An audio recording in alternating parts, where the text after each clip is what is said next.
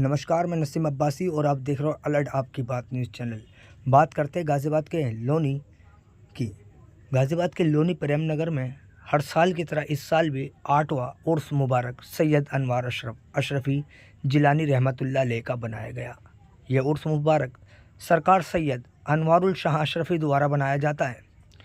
यहाँ पे मोहम्मद सूफ़ी एहसान अशरफ़ी रहमतुल्लाह अलैह के बेटे हज़रत नौशाद अशरफ़ी मियाँ तशरीफ़ लाए, जिन्होंने लोगों ने नारेबाजी करते हुए उनका स्वागत किया और वही मोहब्बत का भाईचारा देते हुए बात कही। देखिए अलर्ट आपकी बात न्यूज़ चैनल पर खास